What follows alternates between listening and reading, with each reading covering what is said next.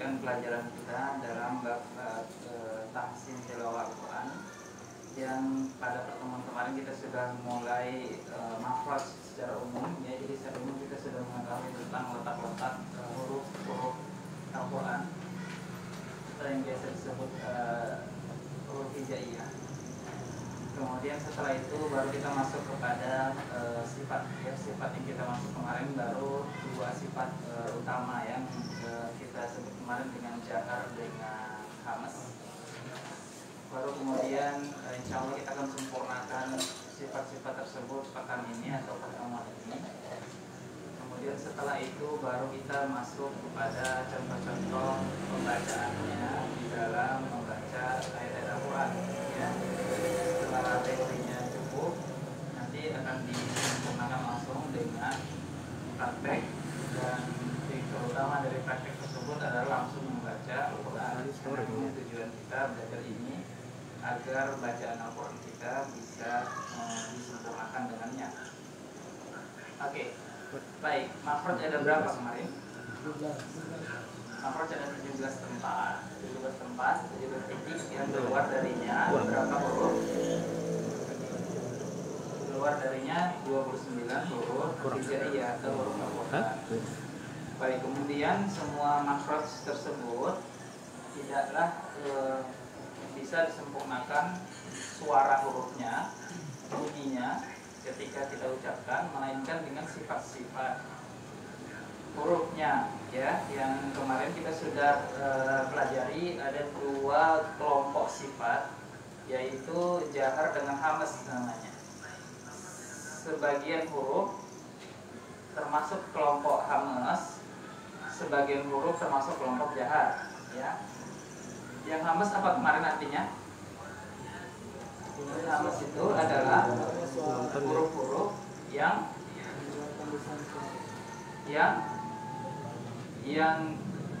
diucapkan atau dikeluarkan suaranya disertai dengan mengalirnya udara atau angin pada makhrajnya, ya. Jadi huruf-huruf tersebut kita ucapkan dengan semburan atau aliran udara pada makhrajnya.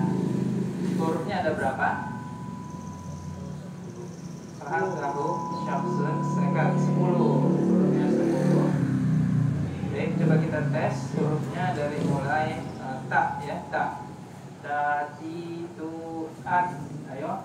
Ta, ti, tu, at. Kemudian ta. Ta, ti, tu, at.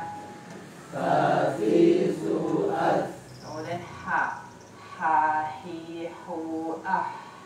Ha, hi, hu, ah. Kemudian kha. Kha, hi, hu, ah. Kha, hi, hu, ah. Bagus. Kemudian sin. Sa, si, su, as. Sa, si, su, as. Kemudian shin. Sha, shi, shu, ash. Sha, shi, shu, ash. Oke, kemudian sod. So, soi, su, as. So, soi, su, as. Kemudian fa. Fa, fu, af. Fa, fi, fu, af. Ka. Ka, ki, ku, ak. Ka, ki, ku, ak. Ada aginnya, ya, tapi dikit. Kemudian terakhir ha. Ha, hi, hu, ah. Oke, bagus. Nah, itu semuanya huruf hamas. Sisanya termasuk huruf jahar. Jahar yaitu tidak boleh ada angin atau udara ketika dia diucapkan atau dikeluarkan dari makhrajnya. Baik, pada pekan ini kita masuk kepada syiddah bainiyah dengan rokhawah. Langsung nomor 3, ke-4 dan 5 namanya syiddah bainiyah dengan rokhawah. Udah belajar belum ini kemarin? Belum. Baik. Nah, dipandang dari sisi lengketnya atau menekannya anggota ucap pada makhraj, maka huruf terbagi menjadi 3, syiddah, bainiyah dengan rokhawah. Huruf-huruf syiddah itu adalah huruf yang menempel dan menekan pada makhrajnya. Jadi persentuhannya kuat. Contohnya huruf ba. Huruf ba itu persentuhan antara bibir atas dengan bibir bawah itu persentuhan yang sempurna dan kuat. Coba lihat, ba, di, bu, ab. Nah, kan langsung dia menutup pada makhrajnya, tidak lagi mengeluarkan suara ataupun udara karena disumbat di situ sama dia. Ab. Makanya sebagian huruf syiddah nanti kita kol-kolahkan ketika diucapkan, karena sebagian dari huruf syiddah itu tidak mengalir suaranya ketika dia disukunkan, karena itu orang Arab tidak membunyikan syiddahnya. Sebagai ganti dari ab menjadi be gitu. Jadi sebagai ganti ab, tapi mereka ucapkan abe gitu. Dan lain-lain dari huruf-huruf qalqalah, yang hurufnya nanti ada 5. Jadi sebagian dari syiddah ini nanti cara membacanya dengan qalqalah saking syiddahnya. Syiddah tadi apa? Kuatnya persentuhan pada makhrajnya. Oke. Kemudian ada huruf yang bainiyah. Bainiyah itu huruf yang pertengahan, tidak terlalu kuat persentuhannya pada makhraj.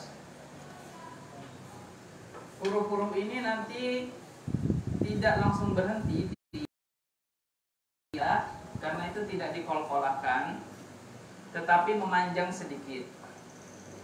Selebihnya sisanya masuk ke huruf rokhawah namanya. Nah, huruf rokhawah ini huruf yang tidak menyentuh pada makhraj ataupun persentuhannya yang hanya persentuhan lembut, sehingga nanti suaranya masih mengalir, memanjang, terutama ketika sukun ya.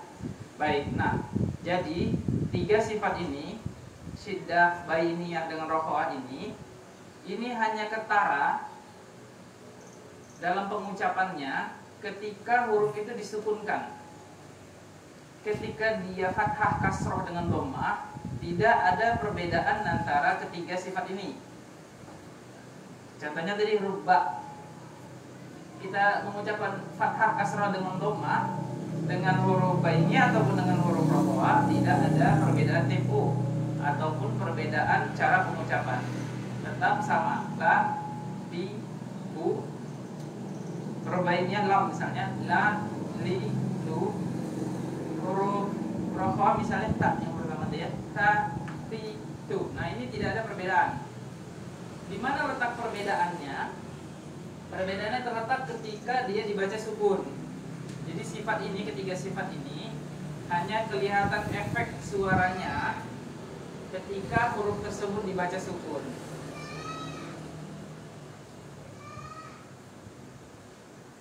Adapun ketika dia berharokat fathah kasrah dengan dhammah, maka tidak ada perbedaannya atau tidak ada efek yang bisa kita dengarkan langsung dalam pembacaannya atau pada suara huruf tersebut. Oke, supaya lebih jelas, langsung kita masuk ke huruf syiddah. Huruf syiddah ada 8. Hurufnya ajid, qatim, bakat. Ajid, qatim, bakat. Bakat, ajid, qatim. Ajid, qatim, bakat. Sama aja ya. Oke. Kita mulai dari huruf hamzah. Coba dites a. A. Dari sini ya huruf hamzah kemarin ya. A. I. U. A. Nah, langsung mencekat dia ya ke sini. A. Kan nggak ada lagi suara yang keluar tuh ya. A. Nah, itu tandanya dia syiddah hurufnya. Jim. Nah, jim nanti syiddahnya diganti dengan qalqalah. Kita tes. Ja. Ji. Ju. Coba disiddahkan. Aj. Nah, itu aslinya kayak gitu. Tapi nanti kalau dibaca kayak gini dia. Aja. Coba dites. Sebagai ganti dari aj, kita mengucapkan gini. Aja. Ayo. Aja. Jadi suara diganti dengan je. Aja. Nah, gitu. Dal juga demikian. Coba tes. Da. Di. Du. Siddahkan dia. Ad. Nah, gitu ya. Itu aslinya seperti itu. Tapi kalau baca Al-Quran didatangkan qalqalahnya. Jadi seperti ini. Ada. Jadi Jadi sebagai ganti membaca ad, membacanya ade. Qaf juga demikian. Coba dites. O. Ai. O. Coba disidahkan. Ak. Nah, itu aslinya. Baca qalqalahnya. Aku. Nah, gitu. Bagus. Kemudian po. Toi. Sidahkan dulu. Ak. Nah, itu aslinya. Kemudian qalqalahkan. Aku. Nah, gitu nanti bacanya. Terakhir ba. Bi. Bu. Abe. Oke, jadi sebagai ganti kita up. Kita buka bibir sedikit dan tidak mengarah ke fathah kasrah atau dhammah sehingga suaranya kayak e. Be gitu jadinya. Jadi bacanya gini, abe. Oke. Kemudian kaf. Kaf termasuk huruf syiddah, tapi dia tidak qalqalah karena ada hamznya. Sehingga untuk keluar dari syiddahnya, dia hanya perlu mendatangkan sifat hamznya, yaitu keluarnya angin pada makhrajnya. Coba dites.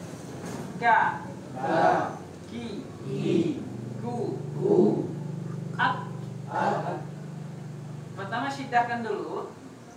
Ak. Baru kemudian keluarkan hamznya dari situ.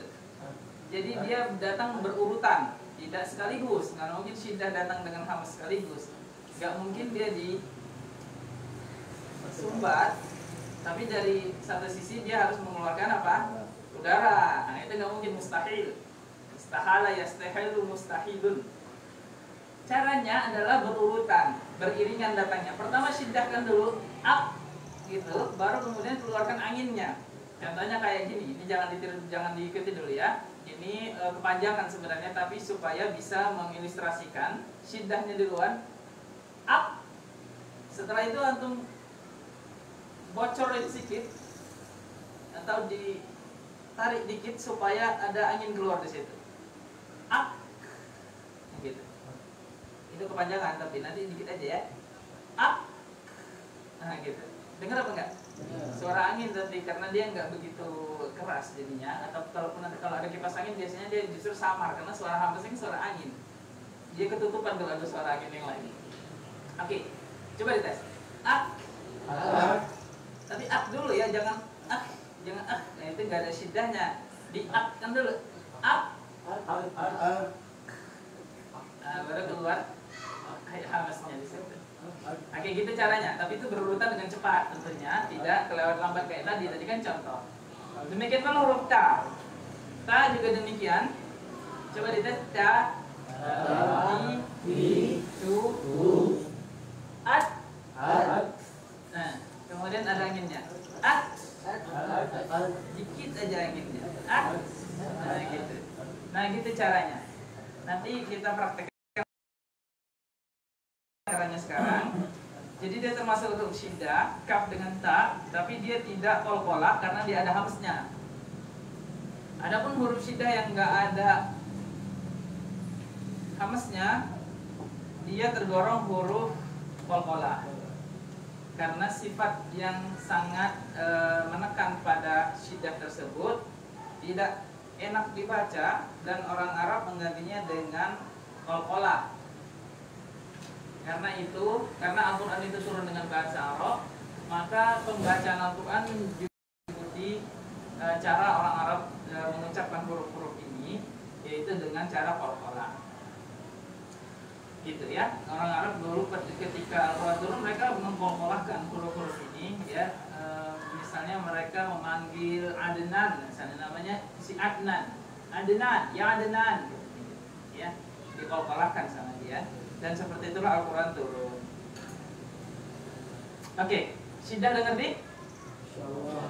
Nah sekarang bainiyah. Bainiyah ini dia pertengahan antara syiddah dengan yang rohwa. Kalau yang rohwa itu sangat memanjang, yang bainiyah ini pertengahan. Seperti kita sebutkan tadi, dia hanya kentara ketika sukun.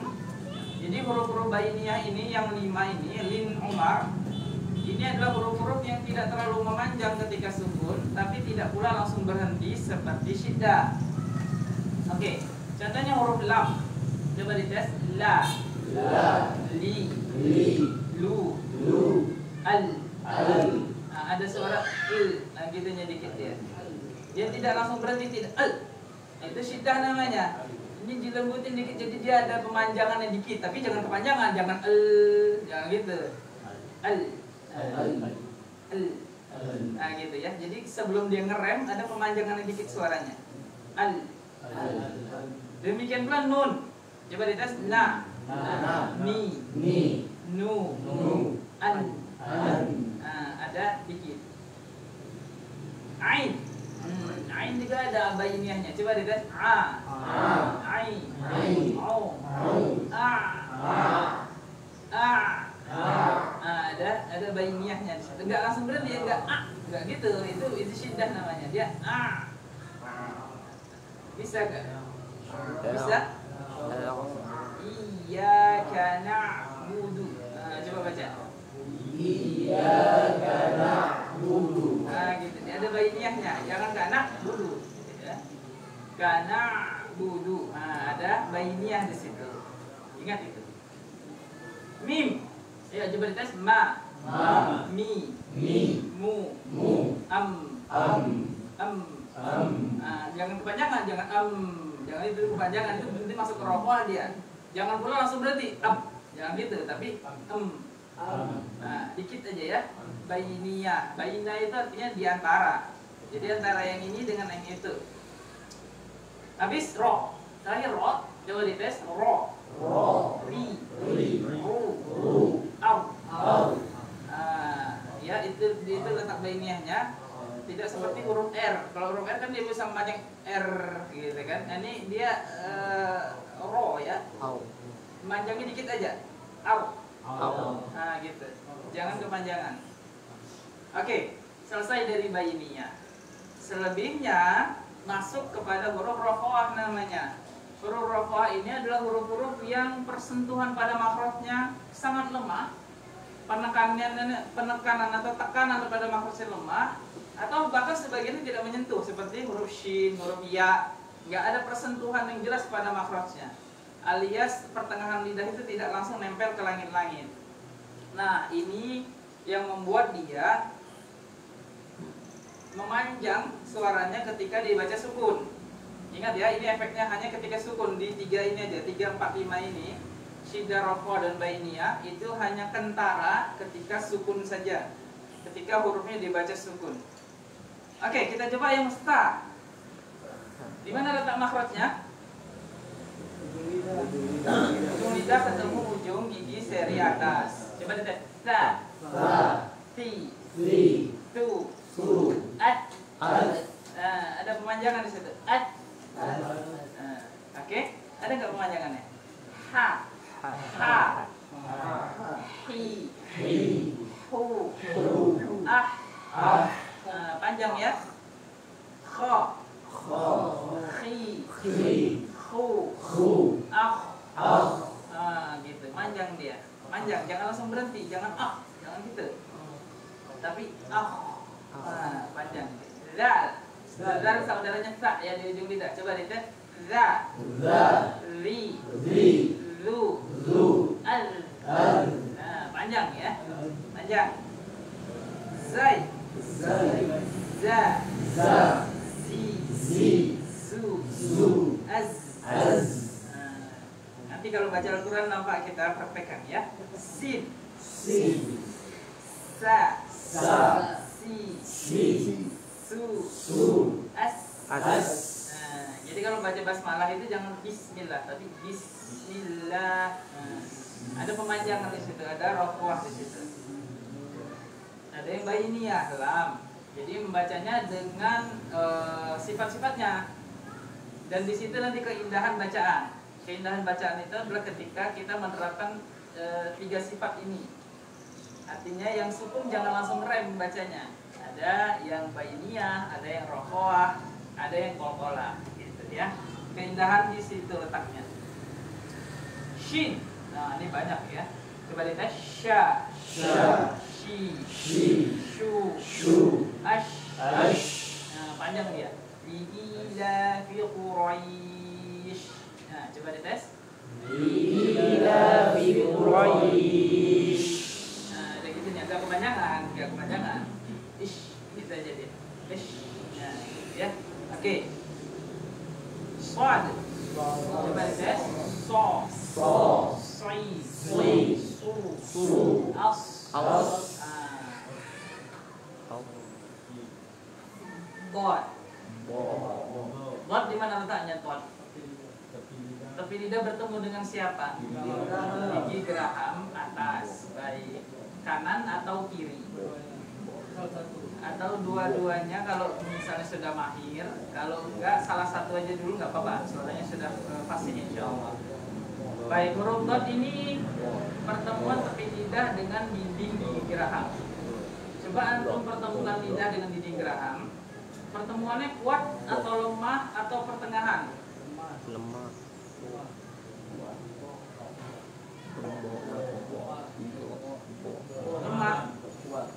Lemah apa kuat? Kalau kuat dia masuk huruf syiddah dong. Jangan-jangan memantul dia. Tadlil gitu. Qalqalah jadinya, dan dia bukan huruf qalqalah, bukan syiddah.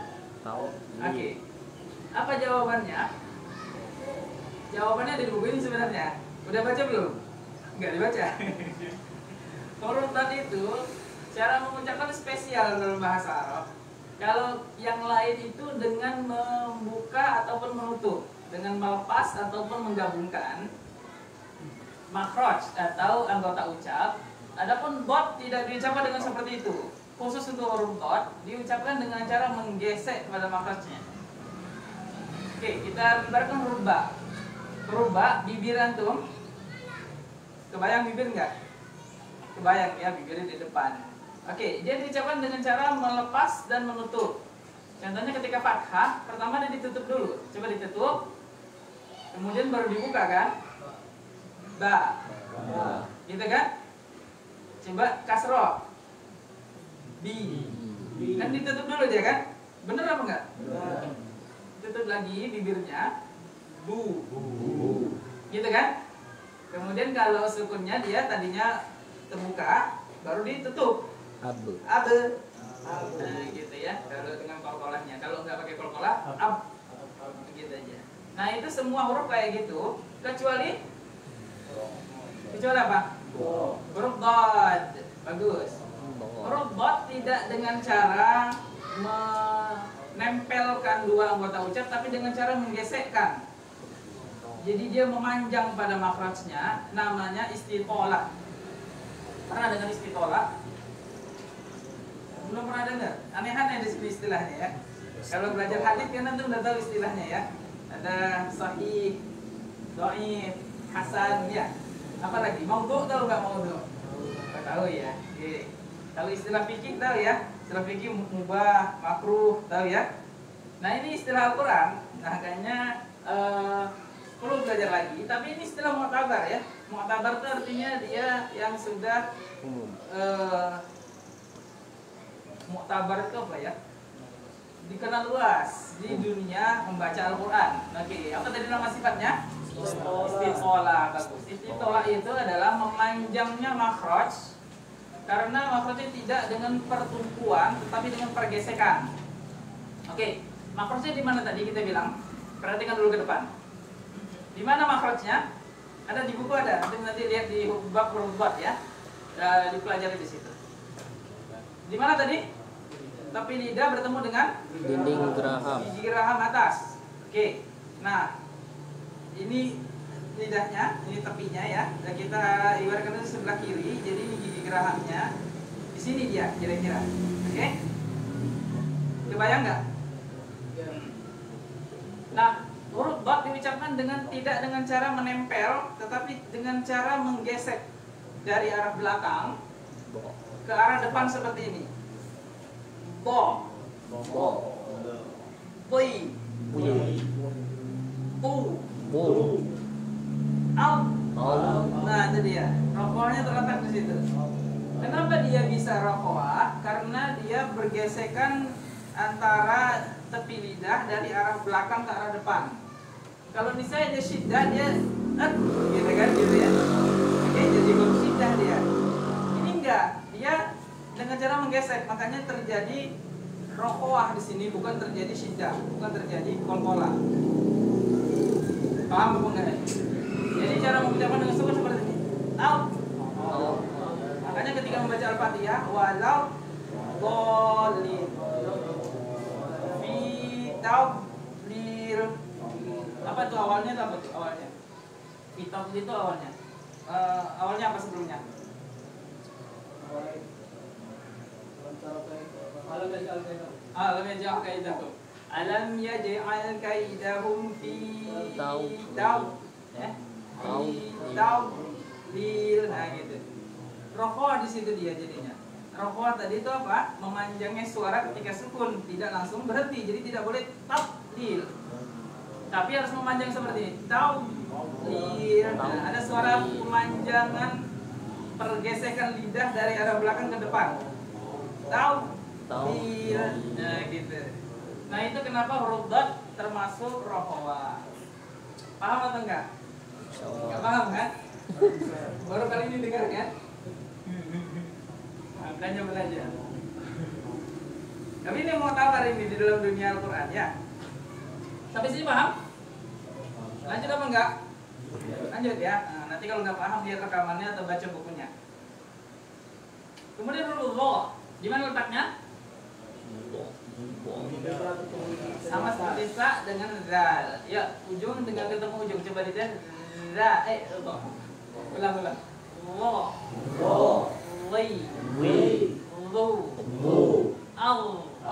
Nah, gitu dia. Ada pemanjangan suaranya.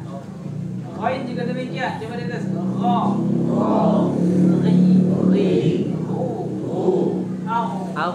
Nah, gitu ada gitunya. Maghdubi alaihim. Nah, jadi jangan maghdu. Sebagian orang malah dikol-kolakan sama dia maghdu. Nah, ini keliru ya. Dia bukan kol-kola, bukan juga bainia, dia rokoa. Jadi panjang suaranya di situ. Maghdu. Huruf fa, coba dites. Fa, fi, fu, af. Nah, panjang ya. Seiring dengan keluarnya angin, hamas, seiring pula suaranya rokoa. Af. Nah, itu ketika sukun. Ha, coba lihat. Ha. Hi. Hu. Ah. Nah, ini juga rokoa. Makanya membaca ihdina. Nah, itu dibaca panjang hanya. Jangan ihdina. Itu nanti jadi syiddah. Apalagi ihdina, salah. Yang benar apa? Ihdina panjang. Rokoa. Ihdina. Bisa? Bisa kalau rame-rame ya kan. Tinggal satu-satu. Nanti satu-satu ada insyaallah. Oke, kemudian waw, alif dengan ya ini jelas rokoa karena dia huruf vokal. Huruf vokal, nggak usah kita praktekkan lagi dan memang dia panjang suaranya. Oke, sampai sini ada pertanyaan?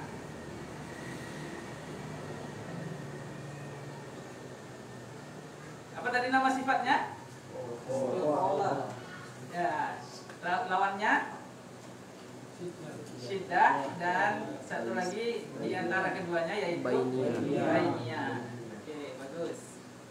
Nah, itulah efek suara ketiga sifat ini. Sekarang kita masuk ke bab berikutnya dari efek suara atau sifat huruf ketika diucapkan, yaitu isti'la dengan istifal. Nama sifatnya isti'la dengan istifal. Isti'la itu dari kata ala, aliyun. Al-a'la, apa artinya a'la? Ya, tinggi. Al-a'la, sabbih isma rabbikal a'la, yang paling tinggi. Jadi Allah paling tinggi, nggak ada yang lebih tinggi daripada Allah. Allah itu akbar, paling besar, nggak ada yang lebih besar daripada Allah. Oke. Isti'la itu artinya tinggi, artinya suaranya dinaikkan ke atas ke rongga mulut. Sudah pernah kita sebutkan di sini kemarin ya, karena ada pertanyaan. sehingga menghasilkan efek suara yang menebar atau suaranya tebal. Kalau pernah dengar istilahnya tafkhim, suaranya menjadi tebal. Kebalikannya sifatnya istifal namanya. Istifal dari kata aspal. Aspal itu apa aspal? Ya, sufla, bawah. Artinya suaranya diucapkan ke arah bawah di rongga mulut sehingga suaranya jadi taqiq. Taqiq itu artinya tipis.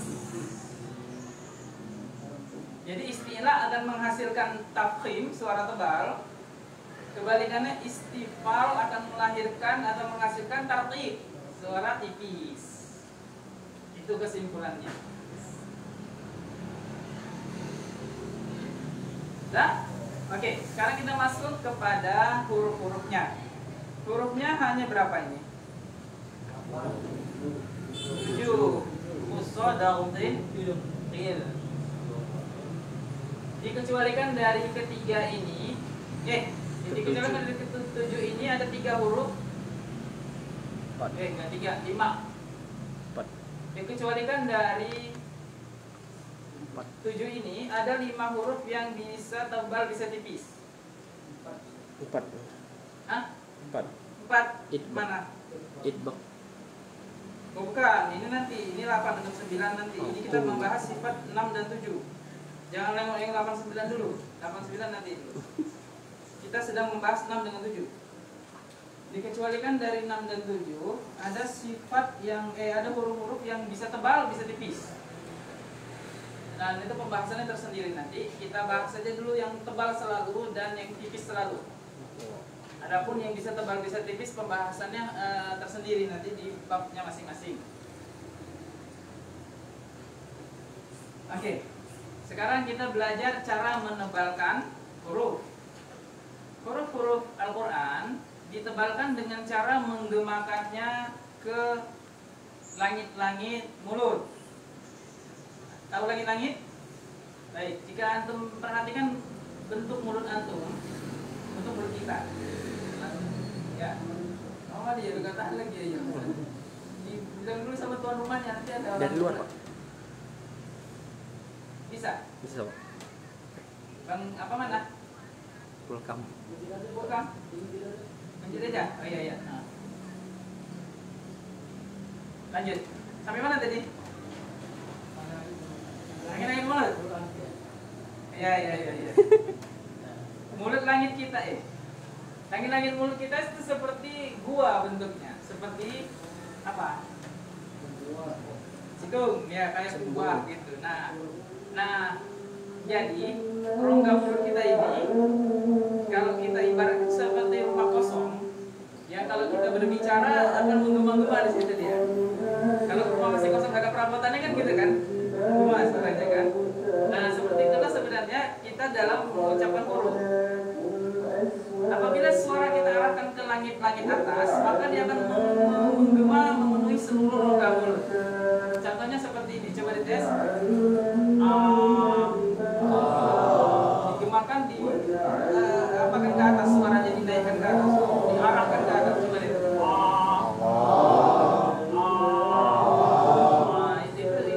Itu suaranya tebal, tampil namanya. Kebalikannya suaranya tipis, tidak digemakan, coba dites. Nah itu suaranya tartik namanya.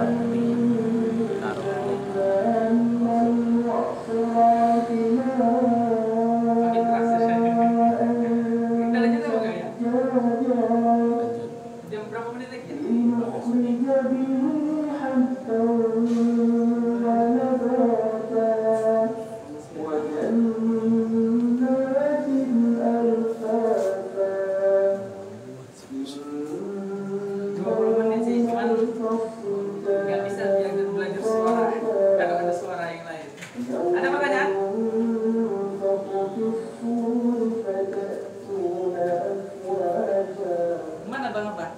Siantar, Ustaz. Kapan berangkatnya? Dari Rabu. Rabu. Rabu. Pulang kapan? Besok. Ya besok pagi. Minum dulu, minum.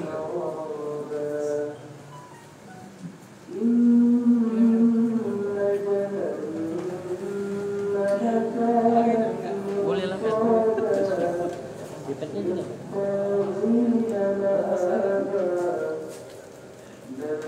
Lemas, Pak.